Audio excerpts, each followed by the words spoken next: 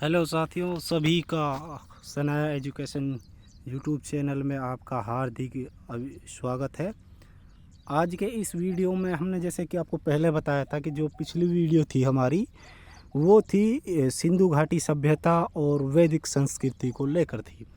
लेकिन जो साथियों हमने आपको पहले बताया था, इससे जो अगली वीडियो आएगी वो साथियों हमारी जनपद महाजनपद थे।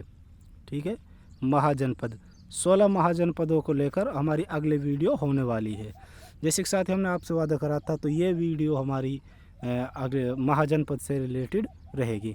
इसमें साथियों हम मगध और जितने भी महाजनपद से रिलेटेड क्वेश्चन हैं उनके बारे में हम डिस्कस करेंगे। तो महाजनपदों का उदय, ठीक है साथियों। पहले क्या होता था, छोटे छोटे जो साम्राज्य थे, छोटे छोटे राजा थे, जिन वो जनों पर राज करते थे। मतलब छोटे छोटे साम्राज्यों को जन बोला जाता था। लेकिन जब उनका विस्तार हुआ, जब वो एक दूसरे में मिले, तो वह महाजनपद कहलाए। तो बौद्ध धर्म की जो पुस्तक है अंगुतर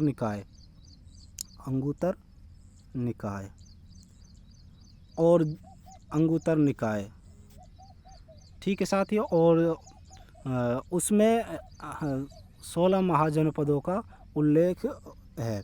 तो छठी शताब्दी ईस्वी पूर्व के आसपास 16 महाजनपद शक्ति के रूप में उभरे। उनमें सबसे जो ताकतवर था वो था मगध। इसलिए हम इस चैप्टर में मगध का उदय मगध का उत्कर्ष और महाजनपद का उदय के बारे में डिस्कस करेंगे। तो यह सेशन बहुत ही अच्छा होने वाला है साथियों। और इसमें जितने भी क्वेश्चन हैं वो सारे प्रीवियस हैं। एक बात हमें याद रखना है, चाहे वो जेई का हो, चाहे वो कोई से भी हो, सीजीएल जो जीके होती है, जो जीएस होती है, वो सभी में सेम आती है। तो ये याद मत रखना कि ये तो सीजीएल में ही आया है, हरियाणा में क्यों आएगा, बिहार में क्यों आएगा, एसएससी में सीएचएसएल में क्यों आएगा। तो ये सभी क्वेश्चन रिपीटेड हैं, जो निरंतर कई सालों से रिपीट होते आ रहे हैं। तो बढ़ते हम अपने सेशन की आगे की ओर। वह राजवंश जिसने मगध साम्राज्य पर शासन नहीं किया। तो मगध साम्राज्य पर शासन किसने नहीं किया? गुप्त ने शासन नहीं किया। गुप्त जो साम्राज्य है, इसका जो संस्थापक थे वो थे श्री गुप्त। ठीक है साथियों। इस गुप्त में समुद्रगुप्त भी आता है, जिसको भारत का नेपोलियन बोला जाता है, समुद्रगुप्त। आपको साथियों इसमें इतने रिपीटेड क्वेश्चन होंगे कि आप इसी सेशन में सारे क्वेश्चन आप याद कर ले जाओगे। तो समुद्रगुप्त को भारत का नेपोलियन बोला जाता है। और विसेंट स्मिथ ने भारत का इसे नेपोलियन बोला था, विसेंट स्मिथ ने। ठीक है। और जो एक आता है गुप्त में सकंदगुप्त ने हूणों को हराया था। सकंदगुप्त ने हूणों को हराया था। ठीक है साथियों, हूणों को हराने वाला कौन सा? सकंदगुप्त था। तो अभी इसमें हम बढ़ते हैं अगले प्रश्न की तरफ। तो अगला प्रश्न है इसमें, 16 महाजनपदों में किसकी राजधानी तक्षशिला थी? तक्षशिला जो राजधानी थी वो गंधार की थी। किसकी? गंधार की।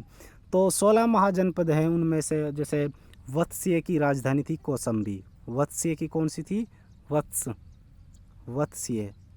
वत्स्य की थी कौसंबी। ठीक है साथियों, कौसाम्बी। ठीक है, वत्स की कौसाम्बी थी। काशी की थी वाराणसी। ठीक है, वाराणसी। काशी की कौन सी थी? वाराणसी थी। और गंधार की तक्षशिला हो गई, काशी की वाराणसी हो गई। और अवंती की थी उज्जैन। ठीक है। और मगध की थी राजगृह। जो सबसे ताकतवर होकर उभरा वो मगध, उसका थी राजगृह। ठीक है साथियों, राजगृह इसकी राजधानी थी। बढ़ते हैं अगले प्रश्न में। अभी मैं बात कर रहा था वह बौद्ध ग्रंथ जो 16 महाजनपदों का उल्लेख करता है। मैंने अभी बताया था अंगुतर निकाय में 16 महाजनपदों का उल्लेख मिलता है। ठीक है साथियों, कितने का? 16 महाजनपद का उल्लेख हमें देखने को मिलता है।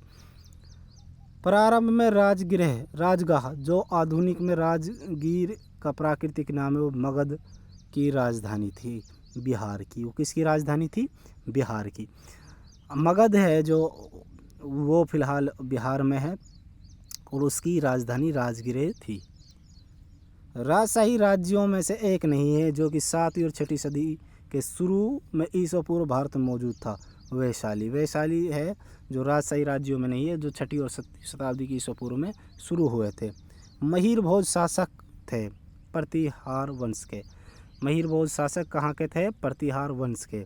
महिर भोज अभिलेख मिलता है हमें, महिर भोज अभिलेख मिलता है जिसमें पिहोवा पेहोवा या पेहोवा जो कि कुरुक्षेत्र हरियाणा में, इसमें इस महिराज अभिलेख में पेहोवा को घोड़ों का प्राचीन समय में भारत का घोड़ों का व्यापार केंद्र पेहोवा को बताया जाता है। बढ़ते अगले क्वेश्चन। तक्षशिला की ओर बढ़ते हुए सिंधु नदी को पार करने के बाद 326 ईस्वी पूर्व में भारत पर आक्रमण किया। किसने? सिकंदर ने। किसने आक्रमण किया? 326 में सिकंदर ने भारत पर आक्रमण किया। प्रश्न नंबर। प्राचीन काल में बौद्ध काल के दौरान कपिलवस्तु के शासक थे शाक्य। कपिलवस्तु के शासक कौन थे? शाक्य थे। कपिलवस्तु के जो शासक थे शाक्य थे। और कपिलवस्तु लुम्बिनी में महात्मा बुद्ध का जन्म होता है और वो शाक्य जो राजवंश है उसी में उसका जन्म होता है, इसलिए महात्मा बुद्ध को शाक्य मुनि के नाम से भी जाना जाता है। 326 BC में सिकंदर और राजा पोरस के बीच युद्ध किस नदी के किनारे हुआ? झेलम नदी के किनारे हुआ। इसको हाइड्रोस्पेसीज भी बोलते हैं, हाइड्रोस्पेसीज, ठीक है, हाइड्रोस्पेसीज भी इसको बोला जाता है। ठीक है, चाहे झेलम आ जाए चाहे हाइड्रोस्पेसीज आ जाए। तो ये इसमें सिकंदर जो बादशाह है, सिकंदर राजा है, उसकी जीत हुई और पोरस राजा इसमें हार गए। लेकिन सिकंदर ने पोरस की बहादुरता को देखकर अपनी लड़की की शादी पोरस के साथ करा दी और उसका राज्य भी उसे वापस दे दिया। हरकन्या वंश का वह शासक जो अजात शत्रु का पुत्र था, जिसने पाटलिपुत्र नगर की नींव रखी। हर्यंक वंश भी बोलते हैं इस हरकन्या को, हर्यंक वंश। हर्यक वंश का जो हमारा हर्यक वंश है, जो हर्यंक वंश है उसका जो शासक है, हर्यक वंश का शासक, ठीक है, अजात शत्रु, जिसने पाटलिपुत्र नगर की नींव रखी, उसको उदयन ने इसकी नींव रखी। किसने? उदयन ने। हर्यंक वंश से ये याद रखना, हरकन्या ध्यान रखो कभी, आप हर्यंक वंश भी इसको बोलते हैं। हर्यक वंश का राजा अजातशत्रु का पुत्र था उदयन और उसने पाटलिपुत्र शहर को बसाया, जिसको आजकल हम बिहार में पटना के नाम से जानते हैं। आजकल इसका क्या नाम है? पटना। महाजनपद के राजाओं ने किले बनवाए क्योंकि वह सुरक्षा प्रदान थे। महाजनपद के जो राजा थे उन्होंने किलों का निर्माण क्यों करवाया? क्योंकि वे सुरक्षा प्रदान करते थे। किले क्या करते थे? सुरक्षा प्रदान करते थे। प्रसिद्ध चिकित्सक जीवक की नियुक्ति की गई बिंबिसार के दरबार में। जो बिंबिसार था ये हर्यक वंश का संस्थापक था। हर्यक वंश, ठीक है, हर्यक वंश का संस्थापक कौन था? बिंबिसार इसका संस्थापक था, हर्यक वंश से। बिंदुसार आएगा मौर्य वंश से। बिंदुसार याद रखना, बिंदुसार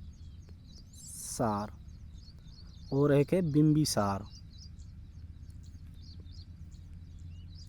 जो बिंबिसार है यह है हर्यक वंश है, हर्यक वंश, ठीक है, और बिंदुसार है यह है मौर्य वंश है। बिंदुसार चंद्रगुप्त मौर्य का पुत्र था और बिंबिसार जो हमारा हर्यक वंश का संस्थापक है। जो चिकित्सक जीवक है वो बिंबिसार के दरबार में था। 16 शक्तिशाली महाजनपद मौजूद थे प्राचीन भारत में या बौद्धकालीन समय में। चाहे तो प्राचीन समय आ जाए, प्राचीन भारत आ जाए, या बौद्धकालीन समय आ जाए। बौद्ध के समय ये 16 महाजनपद मौजूद थे।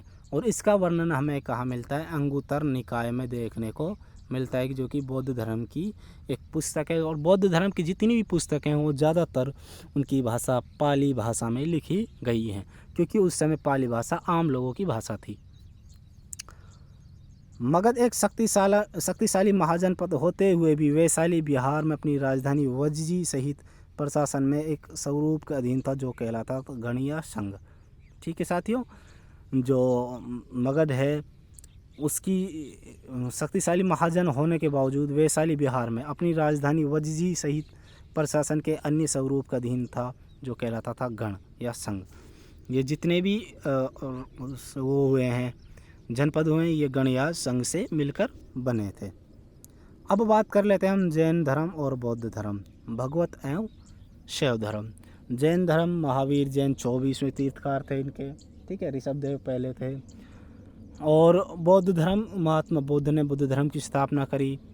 शैव धर्म, शिव को मानने वाले को शैव धर्म कहा जाता है। इसमें हम बात कर लेते हैं हम जैन धर्म और बौद्ध धर्म, ठीक है। प्रारंभिक भक्ति आंदोलनों में से एक नियनारों के नेतृत्व में हुआ, जो कि कैस भक्त थे। जो नियनार हैं इनकी संख्या 63 है। 2 हैं, एक अलियार है, अलियार, और एक नियनार है। अब नियन क्या होता है, नियन से आप याद रख सकते हो, नियन होती आँख, और शिव की तीसरी आँख माथे पे है शिव को, ठीक है, 3 आँखों वाला शिव है। तो नियन में आ जाएगा शिव को, और अलवार में आ जाएगा विष्णु को। अलियार किसको मानते थे, विष्णु को मानते थे। और नियनार किसको मानते थे, वो शैव धर्म को मारने वाले थे। अब जो नियनार है इनकी संख्या 63 थी, और जो अलवार है इनकी संख्या 12 थी। कितनी थी, 12 थी। ठीक है साथियों, अब बात कर लेते हैं जो अलियार है, इनका जो उदय होता है वो तमिलनाडु में होता है, और नियनार का भी उदय दक्षिण में तमिलनाडु में देखने को हमें मिलता है। प्रारंभिक भक्ति आंदोलनों में से एक नियनारों के नेतृत्व में हुआ। नियनार कौन थे, जो शिव को मानने वाले थे, तो इसका आंसर हो जाएगा शिव। जैन धर्म के पहले तीर्थकार थे ऋषभदेव। पहले तीर्थकार कौन थे, मैंने भी बताया, ऋषभदेव। और लास्ट के कौन थे, महावीर, जिन्हें जिन कहा जाता, जिन विजेता पर इंद्रियों पर विजेता प्राप्त करने वाला को कहा जाता है जिन। जिन का मतलब है इंद्रियों पर जिसने जीत हासिल की हो। बौद्ध धर्म के अधिकांश ग्रंथ लिखे गए, मैं भी बता रहा था बौद्ध धर्म है जो, उनका अधिकांश ग्रंथ लिखे गए पाली भाषा में। क्यों, क्योंकि उस समय जो आम लोगों की भाषा थी वो पाली भाषा थी, इसीलिए ज़्यादातर जो ग्रंथ थे ताकि आम लोग उन्हें पढ़ सकें, वो किस में लिखे हुए थे, पाली भाषा में। और बात कर लेते हैं हम जैन धर्म के जो ग्रंथ थे।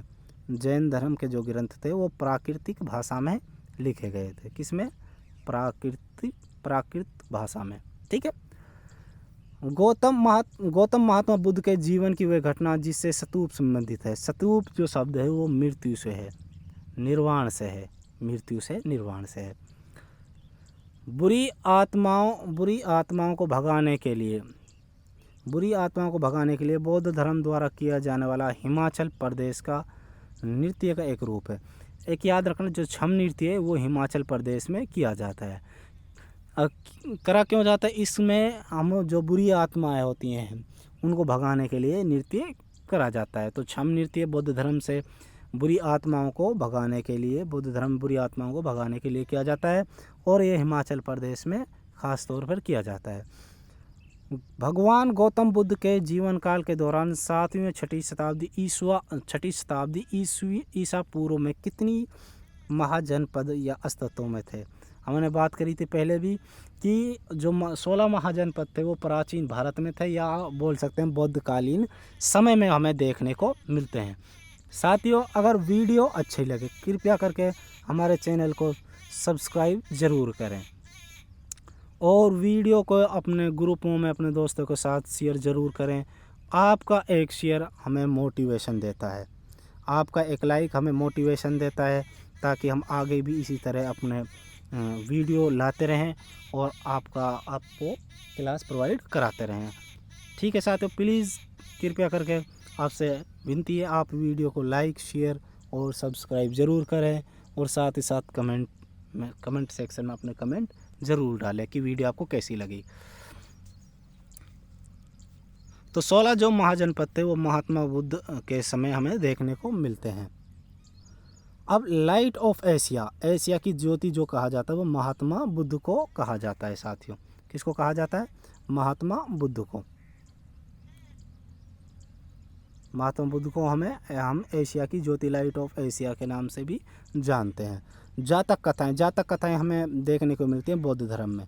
जातक कथाएं हमें जो देखने को मिलती हैं वो बौद्ध धर्म में देखने को हमें मिलती है। भगवान महावीर की शिक्षाओं के संकलन को कहा जाता है। जो महावीर ने शिक्षाएं दी या ली उनके संकलन को आगम सूत्र कहते हैं। क्या बोलते हैं? आगम सूत्र। आगम जो सूत्र है वो जैन धर्म से संबंधित है। 5वीं शताब्दी ईसा पूर्व में लिखा गया पाली कैनन मूल ग्रंथ है। पाली, जहाँ पाली शब्द आ गया वो समझ लो बौद्ध धर्म से रिलेटेड है। और प्राकृत जो भाषा है, शब्द है, वो जैन धर्म से ज़्यादातर रिलेटेड है। वह धार्मिक समुदाय जो व्यवहारिक जीवन में 10 स्वाभाविक गुणों का पालन करके आत्मा शुद्धि उत्थान के लिए प्रतिवर्ष पर्युषण पर्व मनाता है, वो है जैन समुदाय। जैन समुदाय में एक संथारा होता है। क्या होता है साथियों? संथारा। संथारा में क्या है साथियों? संथारा में आदमी खाना पीना छोड़कर मृत्यु की ओर चला जाता है। जो चंद्रगुप्त मौर्य थे वो श्रवण बेलगोला में संथारा के द्वारा मोक्ष की प्राप्ति की ओर चले गए थे। तो संथारा क्या होता है? जिसमें साथियों व्यक्ति खाना पीना छोड़कर ऊपर भगवान की या ऊपर वाले की याद में लीन हो जाता है और मोक्ष की ओर चला जाता है, यानी कि शरीर अपना त्याग देता है।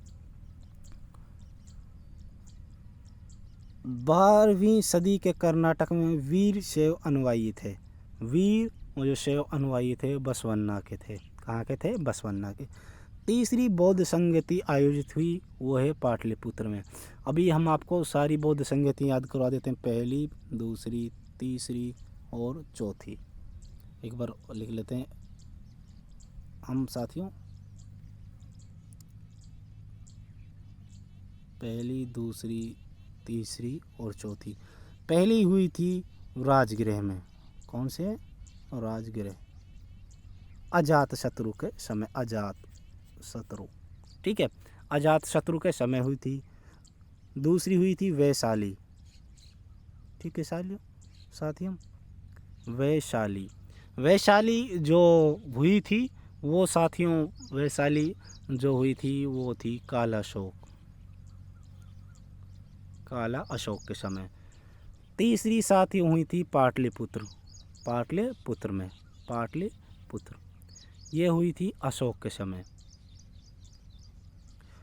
पहली हुई थी 483 में, 2री हुई थी 383 ईस्वी में ईसा पूर्व में, और 3री हुई थी 247 ईसा पूर्व में, और पहली हुई थी 1 ईस्वी में।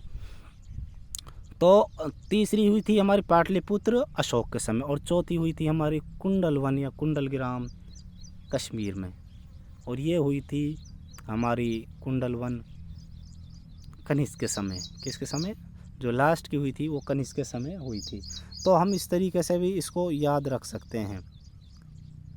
राव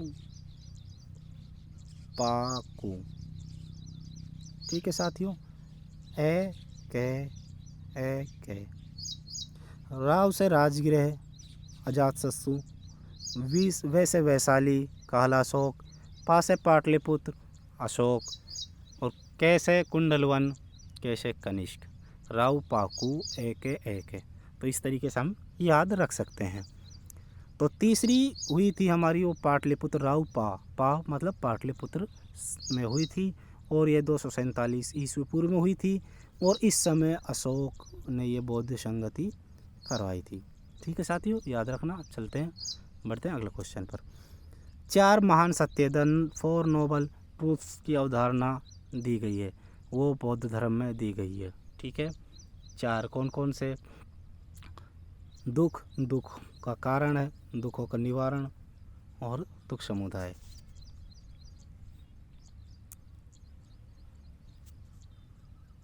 गौतम बुद्ध का जन्म हुआ था लुम्बिनी में। गौतम बुद्ध का जन्म हमें देखने को मिलता है।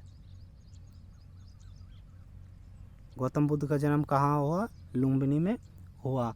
रोमन देई पिल्लर जो है वो रोम में यहीं अशोक ने लगवाया हुआ है। धर्म ग्रंथ त्रिपिटक का संबंध, त्रिपिटक में जो है वो जैन धर्म से संबंधित है। वह राज्य जहाँ भगवान महावीर का जन्म हुआ वो है बिहार। ठीक है, बिहार में महावीर जैन का जन्म हुआ। वह धर्म जिसके भिक्षाओं के लिए चैत्य और विहारों का निर्माण किया गया है, वो बौद्ध धर्म चैत्य और विहारों का निर्माण किया गया है। बौद्ध भिक्षुओं के लिए निर्मित लोमा ऋषि गुफा स्थित है, वो है बिहार में। कहाँ साथियों? वो है बिहार में।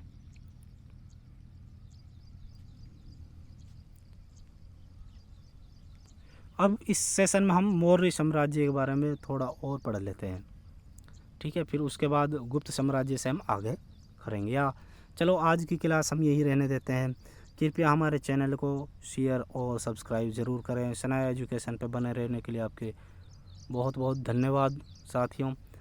इसी तरह की वीडियो के लिए कृपया हमारे चैनल को लाइक शेयर एंड सब्सक्राइब ज़रूर करें। धन्यवाद साथियों।